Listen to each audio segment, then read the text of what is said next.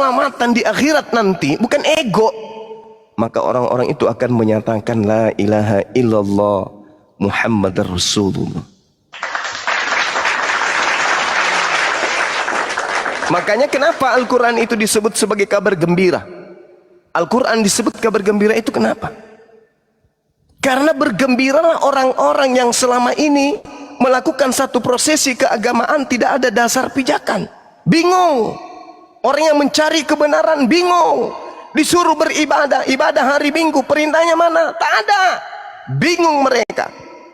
Mereka hanya melakukan ritual-ritual yang diperintahkan dan diajarkan oleh nenek moyang mereka.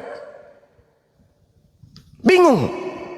Mereka beribadah, mereka makan makanan yang diharamkan, mereka melakukan satu prosesi-prosesi keagamaan yang tidak ada dasar pijakannya kemudian. Maka apa yang terjadi? Ketika Al-Quran didatangkan kepada mereka, mereka kemudian menerima kabar gembira tersebut. Mereka kemudian merasa ada penolongnya bagi orang yang berakal. Nah, bergembiralah kemudian orang yang menerima kabar besar, karena Al-Quran dikatakan bahwa Al-Quran ini adalah kabar besar bagi orang-orang yang berakal dan orang-orang yang memikirkan keselamatannya kelak di akhirat. Al-Quran menyatakan dengan sangat jelas di dalam surah Sad ayat ke-6.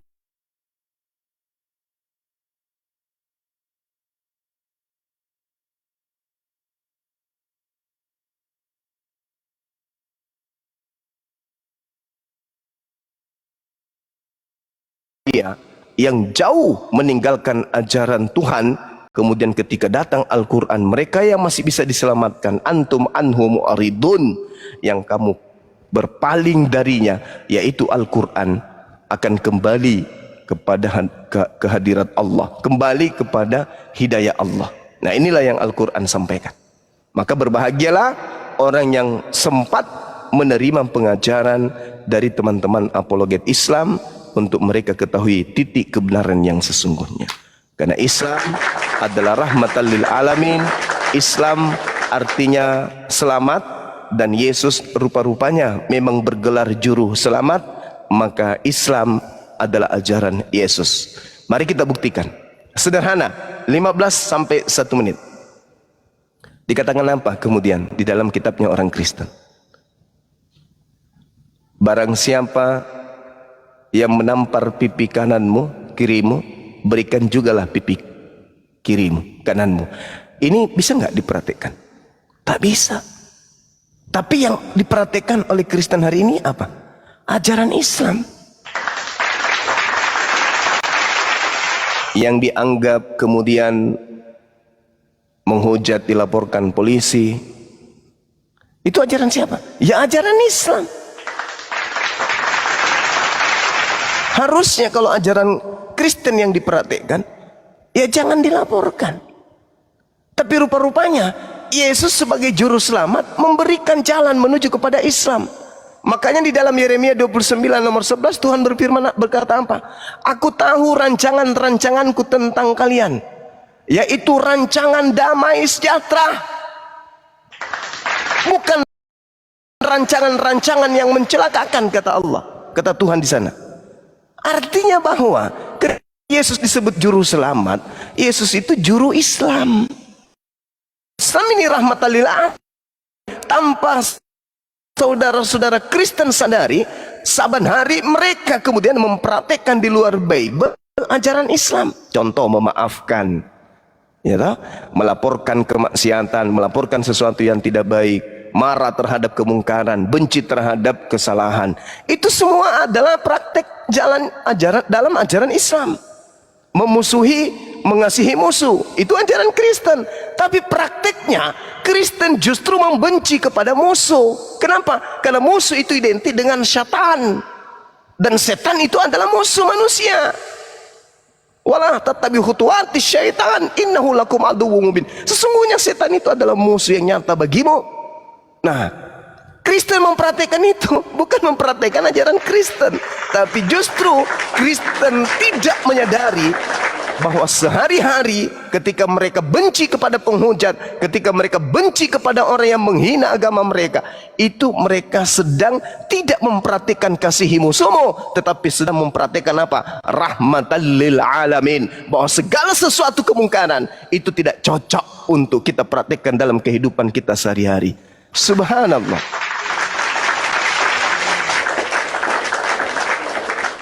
Dalam prakteknya, Kristen justru mempraktikkan ajaran Islam. Ajaran tampar pipi kiri, pipi kanan, ampunilah segala kesalahan musuh-musuhmu, rangkullah mereka, peliharalah mereka, jagalah mereka, sayangilah mereka, kasihilah mereka lebih dari kau mengasihi dirimu sendiri. Itu hanya bullshit. Hanya simbol, hanya buah bibir saja, hanya aksesoris. Pada prinsipnya yang diperhatikan adalah apa yang dirancang oleh Allah. Yeremia 29 tadi yang kumaksud. Aku tahu rancanganku tentang kalian, wahai anak Adam. Aku tahu rancanganku tentang kalian adalah rancangan damai sejahtera, rancangan Islam, rancangan salam, bukan rancangan yang membinasakan. Dan Yesus diutus kemudian sebagai apa? Yesus diutus bukan sebagai juru tumbal, bukan sebagai juru salib, bukan sebagai juru khianat, bukan sebagai juru suap, bukan. Tapi Yesus diutus sebagai juru selamat. Dia diutus sebagai juru Islam. Akulah guru, akulah Tuhan. Guru apa? Yesus adalah ustadz. Yesus bukan pendeta. Yesus ustadz. Dia adalah seorang muslim. Dia seorang muslim yang taat. Ibrani 5 nomor 7. Sebagai hamba Tuhan, sebagai manusia, makhluk Tuhan yang suci, dia mempersembahkan doa kepada Dia yang sanggup menyelamatkannya dari kematian, dan atas kesolehannya doa Yesus dikabulkan. La haula wala quwata illa billah. Sang juru selamat, sang juru Islam telah menunjukkan kemudian bagaimana menjadi seorang Islam yang baik, bagaimana menjadi seorang Muslim yang baik. Yesus tidak pernah mempraktikkan bagaimana caranya menjadi Kristen, bagaimana caranya bakar babi, bagaimana caranya masak babi, bagaimana caranya menyembelih babi, bagaimana caranya berjoget di gereja, bagaimana caranya masuk ke gereja, bagaimana caranya duduk di gereja, bagaimana caranya mendengarkan khotbah di gereja, bagaimana caranya menyembah kepada dirinya. Yesus tidak pernah mempraktikkan itu. Padahal di dalam kitab saudara Kristen 1 Yohanes 2 nomor 6, barang siapa yang mengaku dengan mulutnya Yesus ada dalam dirinya, maka dia wajib hukumnya hidup sebagaimana Yesus hidup. Nah, coba kita lihat. Yang hidup seperti Yesus, Islam atau Kristen? Justru Islam yang hidupnya sama seperti Yesus. Kristen sama seperti siapa Kristen ini? Makan babi. Sama siapa? Ikut siapa dia? Makan anjing, makan monyet, makan komodo, makan tikus, makan buaya, makan kuda nil, makan harimau, makan komodo, makan kodok, cicak pun mungkin dimakan. Ikut siapa ente? Yesus sunat, Yesus puasa, Yesus sujud. Kristen mana ada? Kalian ikut siapa? Sedangkan Yesus itu, kata kitab saudara di dalam 1 Yohanes 2 nomor 6 tadi, barang siapa yang mengaku dengan mulutnya Yesus Kristus ada dalam dirinya, maka dia wajib hukumnya hidup sebagaimana Yesus hidup. Subhanallah.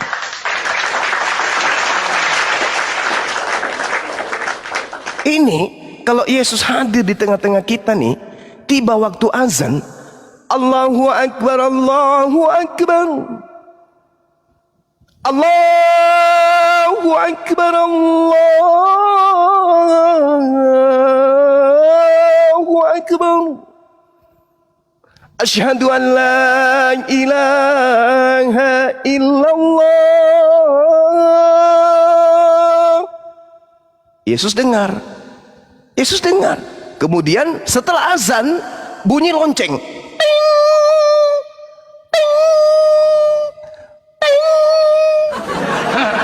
Kalau yang memukul lonceng itu sudah tua, bunyi loncengnya beda.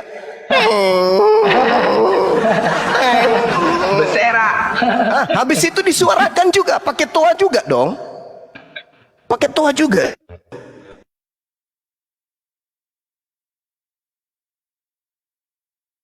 Yesus Kristus telah bangkit dari kematian untuk menjadi Tuhan bagi mereka. Maka bersegeralah ke rumah ibadah gereja untuk memuji Tuhan kita Yesus Kristus. Kaget dia apabila pada saat itu dia sedang ngopi, tumpah kopinya, gemetaran badannya, merah matanya, kupingnya menyala. Apa ini? Ajaran siapa ini? Maka singkat cerita, Yesus mengarahkan langkahnya kemana? Ke gereja atau ke masjid? Hayya 'alas shalah. Panggilan seruan untuk sujud. Hayya 'alal falah. Seruan untuk menuju kepada kemenangan. Allahu Akbar, Allahu Akbar. Berseru tunduk kepada Sang Yang Maha Besar. La ilaha illallah. Tidak ada Tuhan selain Eloah Abraham, Eloah Ishak, Eloah Yakub. Kemana hendak kaki Yesus melangkah? Kita intip. Tak, tak, tak, tak, tak. Rupa-rupanya Yesus wudhu, melepaskan sandal lalu mengucapkan apa? Assalamu alaikum, salam alaikum.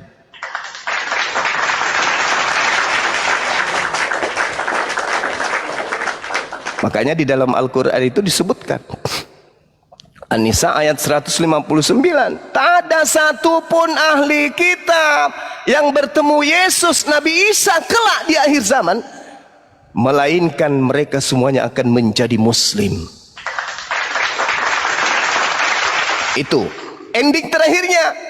Tidak ada satupun orang Kristen di hari terakhir kelak yang bertemu dengan Yesus yang tidak diusir. Hebatnya tuh.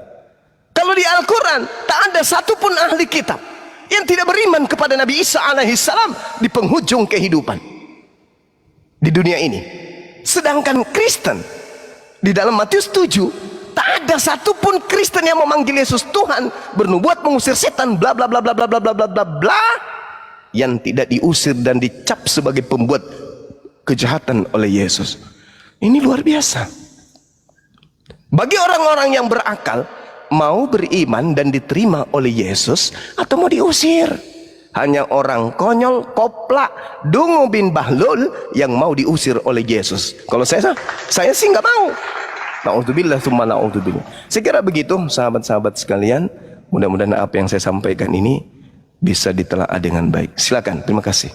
Ya, terima kasih. Jadi sedikit ya tadi saya mau meluruskan benar ya yang dikatakan mau Jumat. Terkejut juga tadi. Tampar pipi kiri kasih pipi kanan, ya kan? Ini malah mereka pula yang duluan melapor, ya kan? Seharusnya kita duluan melapor, mereka enggak. Aku bingung juga aku nih, ya. Betul juga, baru teringat aku nih. Mereka menjalankan kemana-mana menggo, wah tampar pipi kiri kasih pipi kanan, hukum kasih. Loh, kok nggak sesuai ya? Juga bingung. Seharusnya kita nih kan, yang Islam ya kan, duluan lapor, mereka memaafkan. Kita duluan lapor, mereka memaafkan. Tapi ini mereka pula duluan lapor, lapor. Wah, hukum kasih apa itu? Jelas lanjut mungkin. Beserak Ben. Masya Allah, Bunda. Tapi sebelum ke Pak Momi, ini juga ada Bang Jai ya. Tapi nanti Pak Momi dulu. Tapi saya sapa dulu Bang Jai. Selamat siang Bang Jai.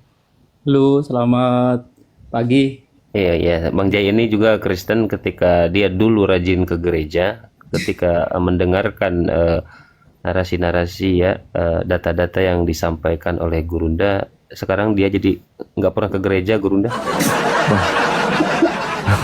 Jangan salahkan saya. Ada berapa hari kan pernah diskusi sama Bang Juma itu waktu sama Unerifa. Cuman masih aku kan lah ninggal ke apa itu Bible terus doktrin lah cak itu. Cuman aku kan tidak mau didikte, aku nak tahu dewek cak itu. Jadi ada beberapa poin terus ada beberapa pertanyaan yang nak aku tanya ke juga nanti mau ditanyakan gitu sama Siap, Bang Jai izin nanti dulu ya, Bang Mumi dulu ya, Bang Jai nggak apa-apa ya. Oh, kita Palembang kok. Iya nih an Bang Ce. Palembang. Loh. Palembang lebih condong ke Islam ya? Uang kita Palembang kok, Bang Ya, Deder. Iya. Oh. Cuma emang bukan tidak tahu yo lah dari kakek nenek di sini cah itu, cuma tidak tahu aslinya mana. Aku di Banyuasin. Palembang lebih identik Islam loh, tapi Iya, kenapa banyak ini nian. Kristen ya? Iya banyak. Ya udahlah bang, kembali ke fitrahnya bang, apalagi udah ya kan? Kakek dulu bang, kan Belajar dulu. jangan tidak bisa dipaksa juga, cuman lah males nih ke gereja. Cuman kakek lah ada beberapa ini ada catatan-catatan yang nanti aku nak tanya ke Bang Jumo juga. Iya, sabar dulu ya, Bang Jai, standby dulu ya, nggak Aku apa-apa ya. nyimak dulu. Ya, terima kasih. Pak Mumi, silakan Pak Mumi, ditanggapi dulu gimana Pak Mumi? Luar biasa sekali penjelasan dari Bang Juma, sangat detail, simpel, sangat jelas.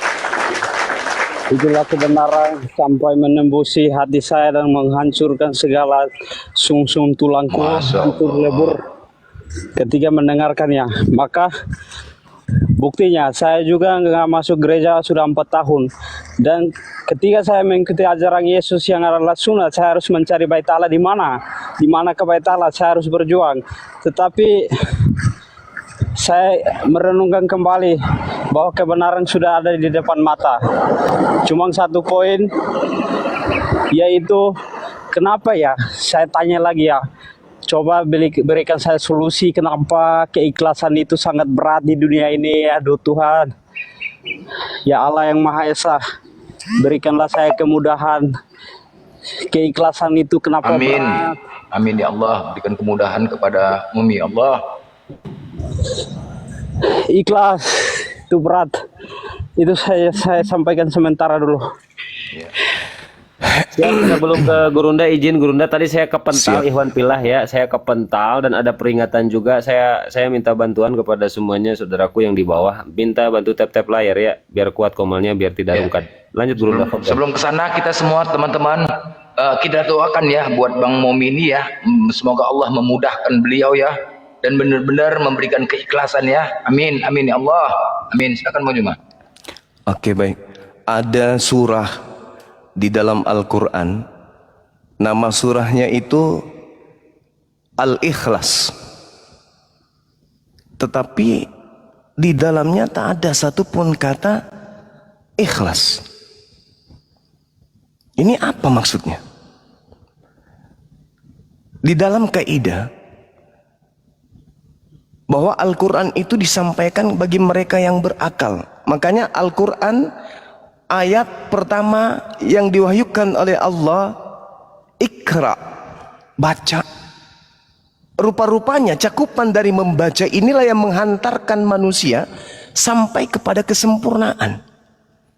Apa yang kita capai hari ini, bisa menikmati pesawat, mobil, motor, HP, internet. Rupa-rupanya semua pencapaian anak keturunan Adam itu diawali dari Iqra, membaca. Orang menjadi profesor itu karena membaca. Orang menjadi dokter karena membaca. Menjadi pilot karena membaca. Membuat komputer karena membaca. Bikin HP, internet karena membaca. Nah, kita berbicara mengenai ikhlas. Orang tidak akan paham tentang ikhlas itu secara sempurna kalau dia itu tidak dekat kepada Allah.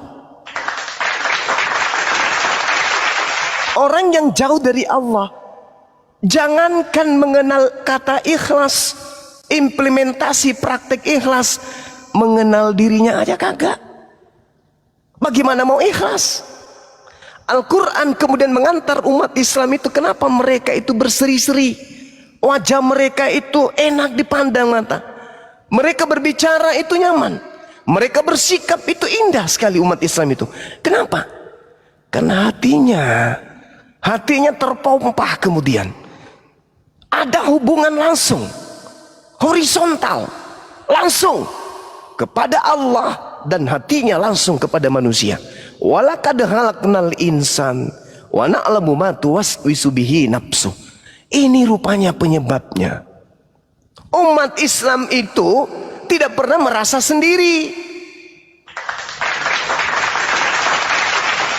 Umat Islam ketika masuk ke dalam kamar, mengunci kamar dari dalam, umat Islam itu tidak pernah merasa sendiri. Umat Islam selalu merasa diawasi oleh Allah. Walaqad khalaqnal insan wa na'lamu ma tuwaswisu bihi nafsu. Dan sungguh aku telah menciptakanmu dan mengetahui apa yang dibisikkan oleh hatimu. Jadi hati ini yang selalu menjadi tolak ukurnya. Makanya umat Islam itu selalu ikhlas, karena hati selalu terdeteksi oleh Allah. Allah melihat hatiku. Ketika hati saya mengatakan, oh, orang ini datang lagi-lagi mau minta sepatu, lagi-lagi mau pakai baju, mau pinjam mobil lagi orang ini. Hati ini tidak diizinkan untuk berkata demikian. Kenapa? Umat Islam selalu hatinya itu berkesinambungan dengan Rabbnya, dengan Tuhannya. Walaqad khalaqnal insan wa na'lamu ma tuwaswisu bihi nafsu. Makanya umat Islam itu bersyahadat, Bang, aku bersaksi tidak ada Tuhan selain Allah. Apa yang dilontarkan oleh lisannya adalah apa yang terketuk di dalam hatinya. Itu umat Islam. Makanya umat Islam itu sangat peka. Umat Islam itu ketika dia berbuat, yang berbicara, yang berjalan, yang memberi keputusan itu kalbu, hati. Ketika mereka memberi ikhlas betul-betul ikhlas. Itu Islam. Karena itu diajarkan. Mereka punya hati selalu berkesinambungan, selalu berinteraksi dengan Rabbnya, dengan Tuhannya. Tak ada terputus. Tak terputus mereka itu. Bahkan mereka yang ahli ibadah, orang yang sudah sampai level ma'rifat, zikirnya itu zikir nadi. Denyut nadinya itu adalah zikirnya. Detakan jantungnya itu adalah zikirnya. Pujaan-pujaannya, pemuji-pemujiannya kepada Tuhannya. Allah, Allah, Allah Maha besar, subhanallah, Allahu Akbar, Allahu Akbar. Sambil ngomong hatinya itu bunyi begitu. Allah Maha besar, Allah Maha besar, Allah Maha suci. Lari dia, duduk dia, berdiri dia, berjalan dia. Itu hatinya selalu. Itu orang yang sudah sampai pada level ma'rifat. Nah, kembali kepada yang saya katakan tadi. Kenapa dikatakan surah Al-Ikhlas? Padahal di dalamnya tak ada kata ikhlas. Ketika surah Ibrahim dibahas nama Ibrahim. Ketika surah Maryam dibahas tentang surah Maryam. Ketika membahas Al-Baqarah tentang sapi betina, yang dibahas adalah sapi betina. Tapi Al-Ikhlas tak ada kata ikhlas di dalamnya. Ada apa ini? Iqra. Qul huwallahu ahad. Katakanlah wahai Nabi Muhammad, dialah Allah, Tuhan yang Maha Esa. Jangan ada yang lain. Ikhlaskan dirimu menerima apapun yang terjadi dalam hidupmu. Musibah sebesar apapun yang ada padamu, penyakit separah apapun yang kamu alami, rendam hatimu, kalbumu, berenang dalam muara keesaan Allah. Tak ada kekuatan lain, hanya Allah satu-satunya Tuhan. Ikhlas. Apapun orang katakan ikhlas. Dunia mau rubuh, gunung-gunung meledak, ikhlas. La ilaha illallah. Ini ikhlas, Bu. Jangan lagi ada engkau sakit karena perkataan manusia. Jangan lagi kamu benci karena kekurangan manusia. Jangan lagi kamu sumpah serapah akan keadaan ekonomi yang engkau punya. Jangan kau merintih, mengeluh, mengundi nasib karena sakit yang kau punya. Serahkan semuanya. La ilaha illallah. Aku berasal darimu. Aku ciptaanmu, aku makhlukmu, aku bagian dari apa yang menjadi kebesaranmu. Jadikan aku seperti apa yang engkau mau. Qul huwallahu ahad. Engkaulah Tuhan satu-satunya, tak ada yang lain. Ikhlas. Makanya orang beriman ketika mendengarkan nama Allah, hatinya akan tergugah. Mendengarkan lafaz Allah disebut, dibacakan, hati mereka akan menangis. Innamal mu'minuna alladhina idza dzukirallahu wajilat qulubuhum wa idza tuliyat 'alaihim ayatuhu zadatsum imana wa 'ala rabbihim yatawakkalun. Qul huwallahu ahad. Ikhlas. Tak ada Tuhan selain Allah. Ente semua sampah. Kekuasaan yang kalian punya ada batasnya. Pangkat, jabatan, berbintang di pundakmu itu hanya sebuah aneh-aneh yang Tuhan berikan. La ilaha illallah, aku hanya menghadap kepada Tuhanku, tak ada yang lain. Allahus Samad, Allah tempat meminta segala sesuatu. Jadi orang yang ikhlas itu tidak pernah kemudian bersandar kepada manusia lain, bahkan untuk bersandar kepada tangannya, kepada kakinya, itu tidak ada. Orang yang beriman dan ikhlas semuanya diserahkan kepada Allah. Ya Rabb, ku mulai hariku hari ini dengan peluh, dengan cucuran keringat, dengan air mata. Bukan aku mempersembahkan semuanya dengan kekuatanku, tidak. Semuanya ku serahkan padamu. Bismillahirrahmanirrahim. Semuanya hanya kepada Allah. Tak ada upaya. Dilaporkan polisi ke kantor polisi, silakan ya Rabb, jalankan sesuai kehendakmu. Aku ikhlas. Apapun itu, mati sekalipun, aku ikhlas. Semuanya hanya kepadamu aku minta. Berikan yang terbaik. Sadarkan mereka, orang-orang yang mengaku terzalimi padahal menyalimi, orang-orang yang merasa disakiti padahal menyakiti, mereka yang merasa korban tapi mereka yang mengkorbankan orang lain. Luruskan hati mereka ya Rabb, hanya Engkau tempat meminta segala sesuatu. Allahus Samad, ikhlas. Lam yalid wa lam yulad. Kekuasaan mutlak absolut milik Allah, tanpa harus mengutus makhluk sebagai anaknya untuk memperkenalkan dirinya. Akal dan hati kita sudah cukup mewakili Allah untuk kita mengenal Allah. Tidak perlu makhluk turun ke bumi, melata menjadi bayi, menjadi mayat untuk diimani sebagai Tuhan. Tidak perlu. Allah sudah menitipkan akal, Allah sudah memberikan hati, Allah sudah memberikan nabi, Allah sudah memberikan kitab suci sebagai jembatan sirat menuju kepada Rabb. Untuk apa datang melatah makhluk tapi dipermalukan, dihinakan, dinistakan, malah dijadikan tumbal? Na'udzubillah summa na'udzubillah. Sementara yang disifati oleh Rabbus samawati wal ard adalah maha kuasa, maha hidup, tidak ada kelemahan padanya. Lam yalid wa lam yulad.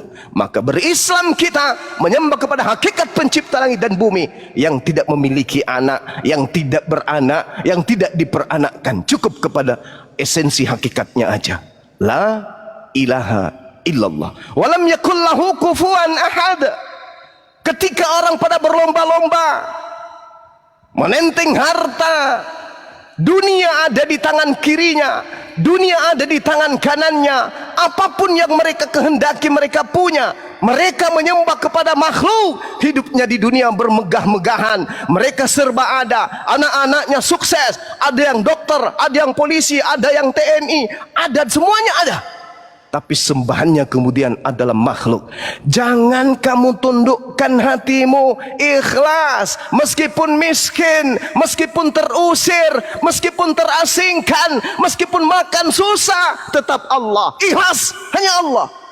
Jangan tergiur dengan sembahan-sembahan yang datang dijual seperti sales. Jangan mau. Meskipun mereka hebat, menguasai dunia, menguasai segala-galanya, tapi bagi Allah, Tuhan kita harus ikhlas sepenuh hati. Walam yakullahu kufuwan ahad. Ikhlas menyembah Allah dan tidak menyamakan dengan apapun yang ada di atas muka bumi ini. Takbir. Allahu Akbar, Allahu Akbar. Jadi tidak perlu kemudian, tidak perlu, kita tidak perlu segala-galanya. Yang kita perlukan hanya Allah. Tempat meminta, tempat memohon, tempat bersandar, tak ada. Kenapa orang-orang para wali bisa kemudian melakukan hal-hal yang gaib? Kenapa Yesus bisa berjalan di air? Kenapa dia bisa kemudian membangkitkan orang mati? Kenapa? Karena doanya diterima. Kenapa doanya diterima? Karena tidak ada hijab antara Allah dengan dirinya. Dia satu dengan Allah. Apa yang diminta itu yang dikabulkan. Antara Allah dengan dirinya hanya ada cermin pembatas. Ketika hati itu bersih, maka cermin yang ada memperlihatkan apa yang ada di balik cermin. Begitulah Yesus, minta apapun dikabulkan. Begitulah para nabi, minta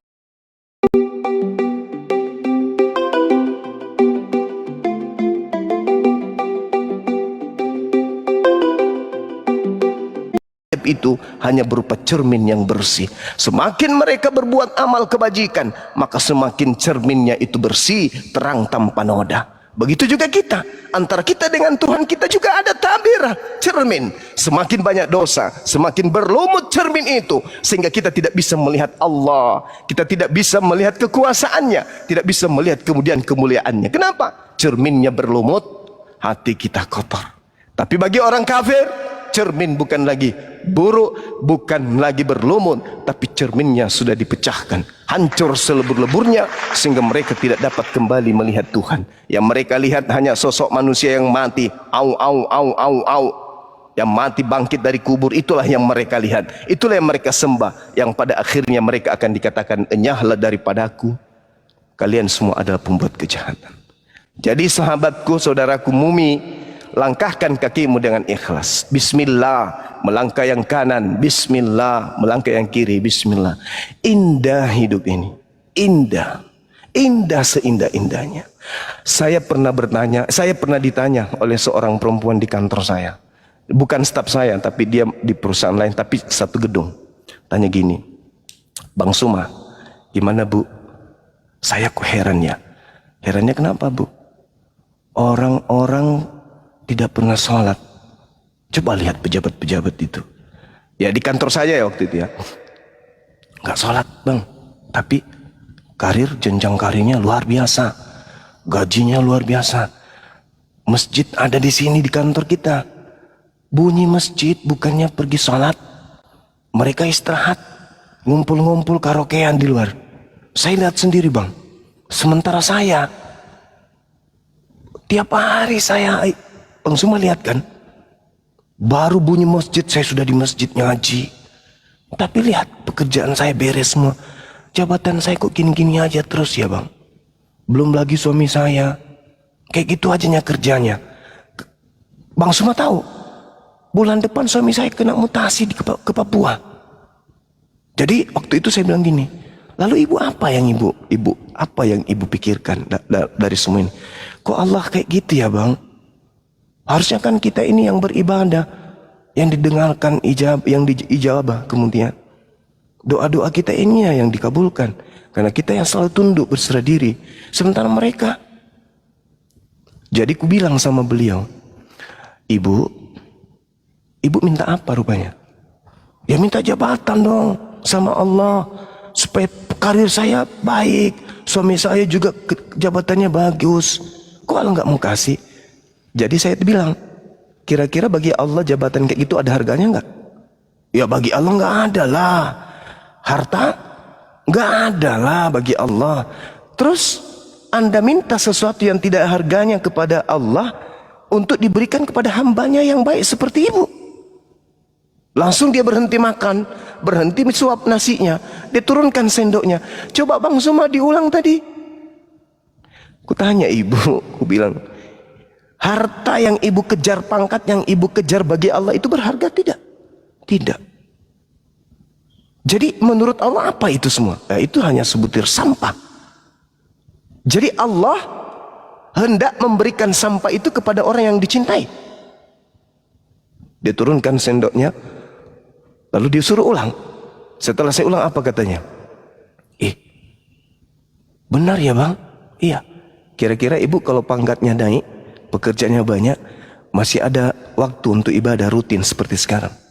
Astagfirullahaladzim Bang Suma. Makasih Bang Suma. Apa ending dari cerita saya ini? Ibu mengundurkan diri. Ibunya mengundurkan diri dari pekerjaan. Saya juga kaget. Loh, ada apa? Mengundurkan diri. Rupa-rupanya suaminya naik jabatan kepala wilayah. Suaminya kerja di Taspen waktu itu. Hebatnya lagi, dimutasi kembali ke kota Makassar, jadi kepala di sana. Subhanallah. Habis itu dia chat saya, Bang Suma adekku, dulu nggak pernah panggil adekku, terima kasih banyak atas nasihat-nasihat. Artinya apa? Sesulit apa sih kehidupan kita ini? Apa sulitnya kita dibandingkan Nabi Ayub? Penyakit-penyakit yang kita derita, Nabi Ayub berulat di kaki, berulat di tubuh, tapi ketika mau wudu, ulatnya dilepasin. Sudah wudu, ulatnya disimpan kembali di tangan. Sambil dia mengatakan, ini haknya dari Allah untuk memakan tubuhku. Ini Allah yang memerintahkan, silakan. Sampai Allah mendatangkan kesembuhan. Kita baru sakit gigi udah nggak sholat.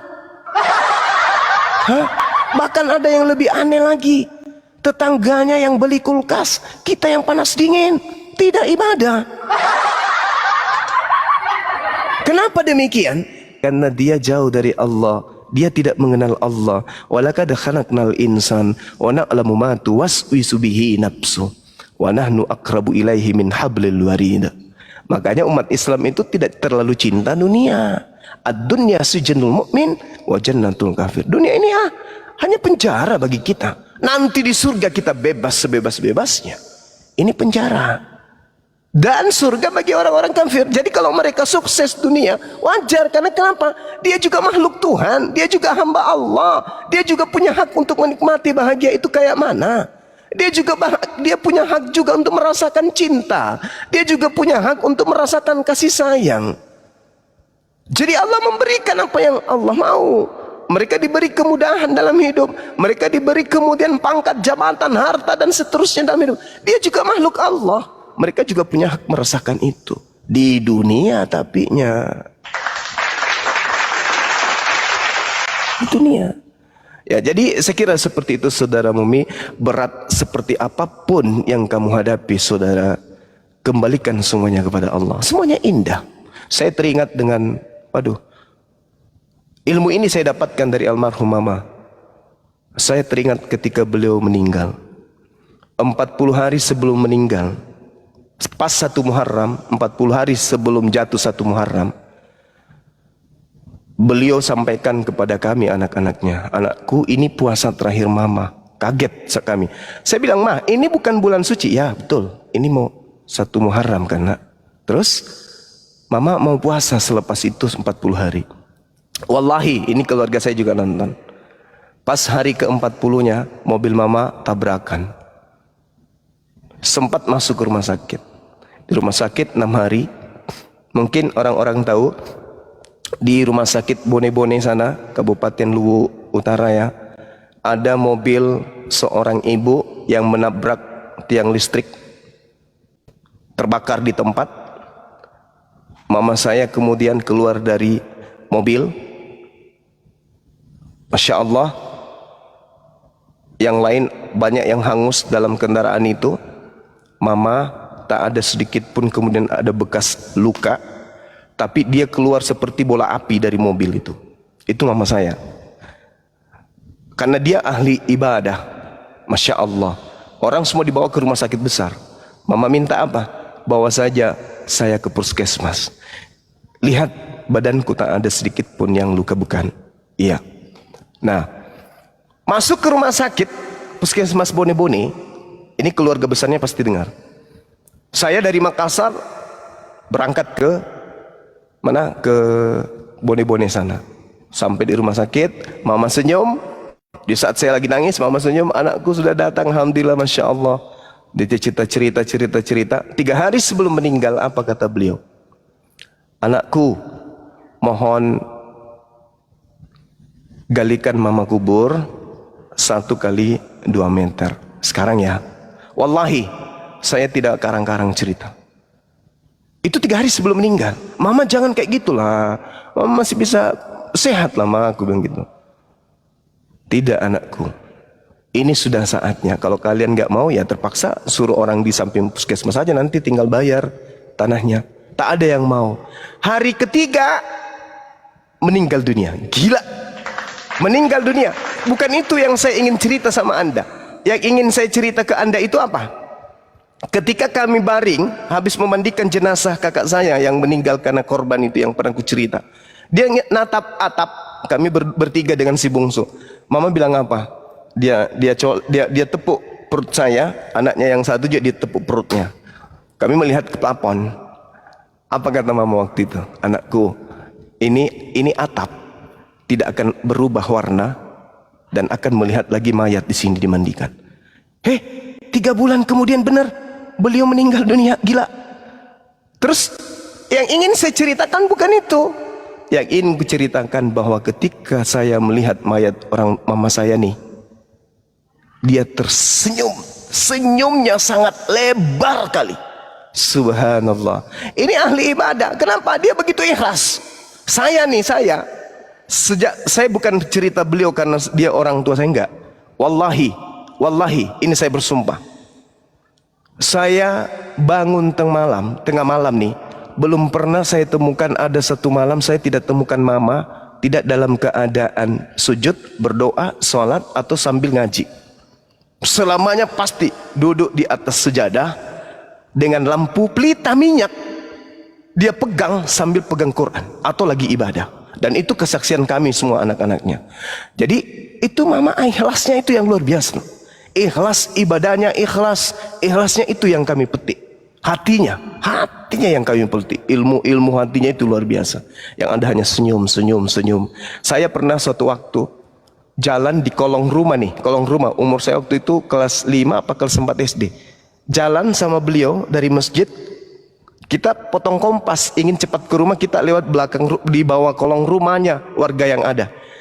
Saya dipegang, saya kemudian memungut guntingan kain yang bekas-bekas guntingan kain, karena kebetulan memang tukang jahit ya kan ya, yang di atas tuh yang punya rumah. Begitu saya ambil, mama langsung lepaskan. Anak, nggak boleh, ini bukan punya kita kan? Iya. Tapi ma, ini kain nggak dipakai lagi. Walaupun kecuali naik ke atas minta izin sama tante. Ayo naik. Kalau enggak jangan, lepas, buang, simpan kembali pada tempat. Dari situ saya belajar, ya Allah ya Rabb, indahnya orang tua ini. Tapi itu belum berpikir nanti setelah saya kuliah saya pelajari mama saya, bapak saya, masya Allah orang-orang ini gila betul. Nah dari sanalah saya belajar. Jadi saudara-saudara saya yang nyimak ini pasti tahu, orang tua saya pasti mereka kenal. Nah untuk itulah saya sampaikan apa? Belajar untuk ikhlas.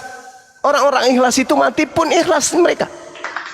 Ruhnya dipanggil, jasadnya dipisahkan dengan ruhnya. Ikhlas, gila, ikhlasnya. Tak ada rasa menderita, tak ada rasa sesak di sedikit pun. Tak ada sedikit pun. Ikhlas. Senyum beliau. Begitu juga dengan almarhum papa saya. Senyum meninggal dunia. Gila. Benar-benar subhanallah. Nah, inilah yang saya ingin sampaikan kepada teman-teman. Mari kita ikhlas melakukan apapun itu, sehingga dalam kehidupan kita tak ada yang berat. Sakit ikhlas, tak ada yang berat. Tak ada duit ikhlas, tak ada yang berat. Semuanya akan indah. Maka prinsip saya dalam hidup ini, prinsip Bang Sumani, engkau akan menjadi seperti apa yang engkau pikirkan tentang dirimu. Itu prinsip saya. Engkau akan menjadi seperti apa yang engkau pikirkan tentang dirimu. Kalau kamu gila cemburu, maka mukamu akan terlihat jelek. Engkau gila iri, engkau gila menggosip, engkau gila dengki, hasad, maka engkau akan terlihat seperti apa yang kau pikirkan itu. Mukamu akan mengkerut, mukamu akan cepat jelek. Kasarnya gitu. Tapi kalau selalu ikhlas, tidak pernah menyimpan rasa dendam, iri hati, dengki dan seterusnya, kalaupun ada dalam hati, segeralah hilangkan dendam itu. Segeralah hilangkan semua apa yang ada yang buruk-buruk di hati. Lawang dia mulutnya yang kasar, kok hati saya yang harus menderita. GP, lu ngomong apa tadi? Lu bilang gue guguk. Coba ulang lagi sekali. Guguk lu. Ya udah, 2 kan? Nah, kamu 1, aku 1. Udah selesai. Ikhlas. Tak perlu dibuat ribut. Tak perlu didendam-dendamkan. Orang yang ngatain kita udah tidur nyenyak, kita malah masih mau bisa tidur. Aduh kurang ajar kali mulutnya. Aduh kurang ajar, ku cobain nanti mulutnya. Ngapain? Ikhlas hati akan mendatangkan kebaikan-kebaikan. Saya kira begitu sahabat-sahabat sekalian. Karena di sini sudah mau zuhur, kembali saya serahkan kepada teman-teman semuanya apa yang harus kita lakukan untuk teman-teman kita yang ada di sini. Demikian. Ya, silakan mungkin Bang Momi, gimana tanggapannya Bang? Luar biasa sekali penjelasan Bang Juma. Gue jujur, seikhlas-ikhlasnya hatiku, kalian adalah saudaraku. Saya benar-benar merasakan kasih, benar-benar merasakan bahwa Allah itu sungguh maha kasih, Allah yang maha esa, pencipta langit dan bumi, sungguh dahsyat, sungguh biasa. Sehingga penjelasan Bang Juma sampai membuatku menangis dari tadi sampai menjatuhkan air mata yang tak berhenti. Allahu Akbar, Masya Allah. Masya Allah. Subhanallah. Allahu Akbar. Subhanallah. Subhanallah. Subhanallah. Subhanallah.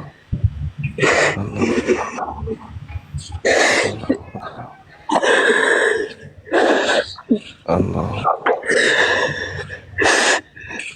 Ternyata dunia hanyalah titipan ya. Dunia hanyalah titipan. Iya, Saya harus kembali kepada kecil dunia Allah ini. yang maha Betul. kekal, yang maha segalanya. Allahu Akbar.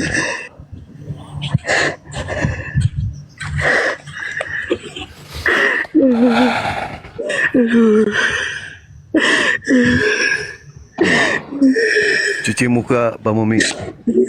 Bang Mumi, cuci muka dulu. Bang Mumi, Bang Mumi. Bang Mumi, Ya bang, cuci muka dulu. Cuci muka, tenangkan pikiran. Ya, ketika penjelasan Bang Juma tentang ikhlas bahwa dunia hanyalah titipan, Benar. aku ingin kembali kepada Allah yang kekal, Allah yang sang sumber kehidupan. Benar bang. Lepaskan aja bang. Lepaskan aja bang. Mumi lepaskan aja. Tangisin aja bang. Sampai bang udah lepas bang. Lepaskan aja bang. Kami menunggu bang. Kami doakan semoga bang udah baik deh. Lepaskan aja bang.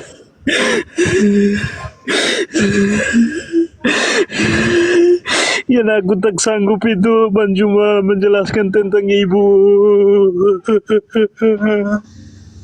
Ibu.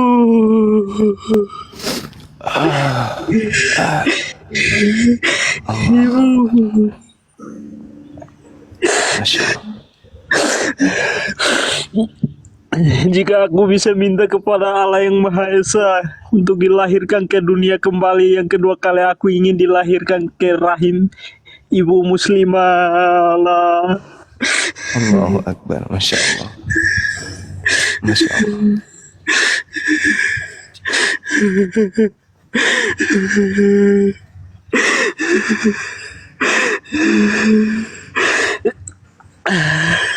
Aku hanyalah manusia berdosa ya Allah. Ikhlas Allahu Akbar. ya Allah.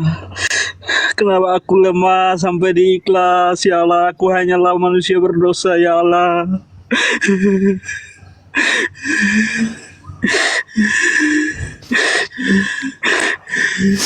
Allah.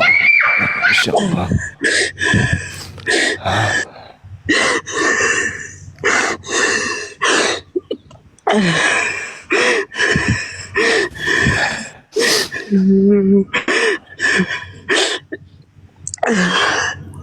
Dunia hanyalah titipan.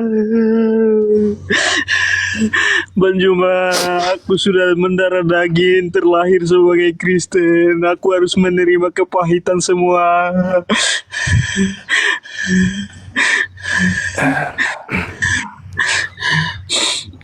Aku mau bertanya kepada Allah, kenapa aku dilahirkan? Sudah mendarah daging dengan Kristen dan mengetahui kebenaran yang sangat pahit. Sungguh maha dahsyat ya Allah. Engkau tak terbatas. Engkau maha suci, maha mulia, maha esa.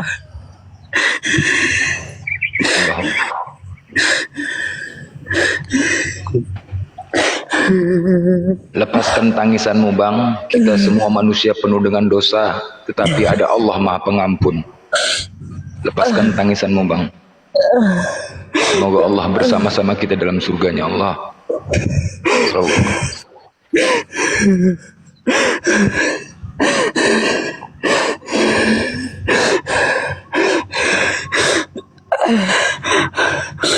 Aku dituntun sama Allah untuk menemukan orang-orang yang maha baik, memberikan kebenaran yang sesungguhnya.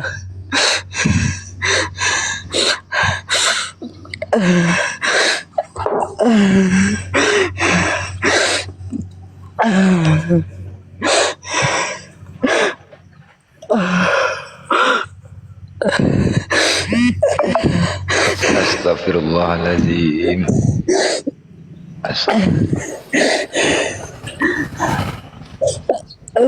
Aku hanyalah manusia berdosa ya Allah.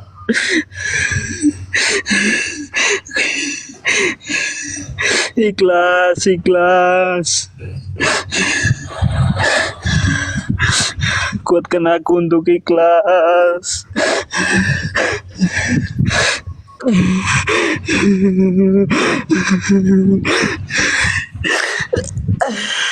Kami yakin bang, kami yakin abang pasti akan ikhlas bisa menerima. Kami yakin bang, Allah Maha Pengasih. Tenangkan hati, tarik nafas bang, tarik nafas, tenangkan hati dan pikiran. Sambil berdoa.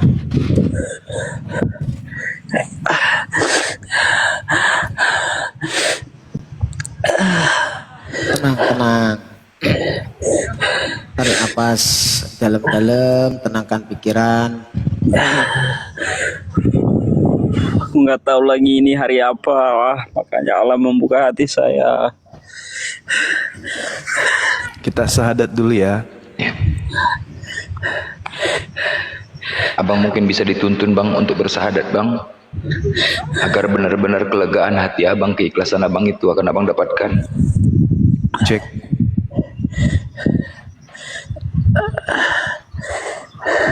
Bang Mumi izin dituntun bisa bang? Gimana? Izin dituntun sama Bang Juma untuk bersahadat. Semoga Allah akan memberikan keikhlasan kepada abang setelah bersahadat bang.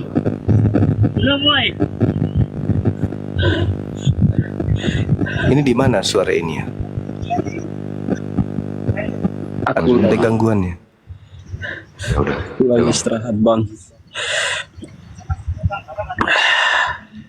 Kapan kita syahadat, saudara Momi?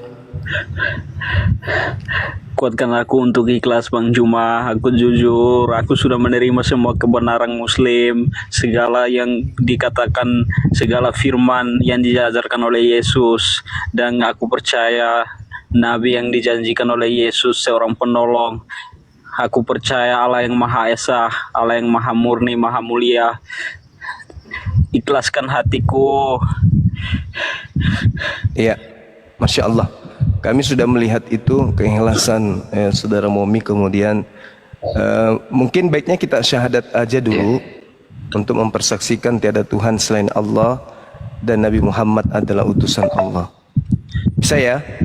Ya, Bang Mumi ya, ikutin ya bang ya. Gimana bang? Sudah bisa mulai kita syahadat? Aku tenangkan hati dan pikiran dulu Bang. Iya, silakan.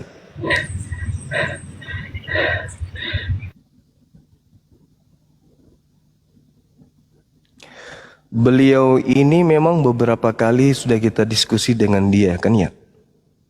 Sampai ngotot-ngototan juga waktu itu kan ya? Iya, dia ini keras, agak keras juga bang. Oh iya, betul. Keras, tegas, bahkan ya ada perlawanan lah. Tapi itulah hidayah tidak kebenarannya. Iya. Bang Juma, Dewa izin pamit ya. Di bawah, Dewa di bawah aja. Abu ya, Dewa di bawah aja. Kasih kesempatan ke Ustadz yang mau mendoakan kepada Pak Momi ya. Makasih. Assalamualaikum warahmatullahi wabarakatuh. Waalaikumsalam. Bang Zuma, aku izin turun juga ya, karena mau ada kontrol aku Bang Zuma. Semuanya Bunda Ros. Oh iya, iya dek, iya dek. Iya, Sehat-sehat Bang Zuma. selalu ya. Iya, karena aku Januari mau ada operasi Bang Zuma, nanti dianterin Bang Handi. Operasi apa? Sunat? Bukan, tumor di saraf, peradangan saraf otot Bang Zuma. Otot mana? Kaki. Oh kaki. Ya iya. Aku izin turun dulu ya Bang Zuma. Siap, Bunda. siap. Bang Blender, Ustadz Abu ya. Assalamualaikum Siap. warahmatullahi wabarakatuh. Oke.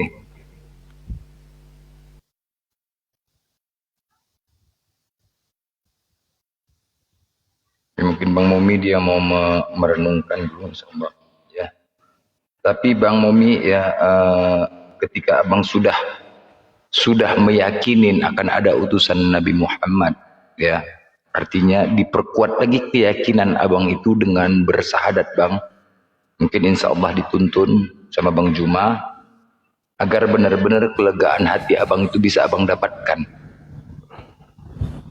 Karena kita nggak tahu bang, kematian itu akan mendatang bang. Bisa 1 jam lagi, bisa sebentar lagi. Mungkin perasaan selama ini abang dapatkan rasa tidak ikhlas itu, tapi kami yakin bang, ketika abang sudah meyakini itu dan abang bersahadat, kelegaan yang akan abang dapatkan pasti akan abang dapatkan.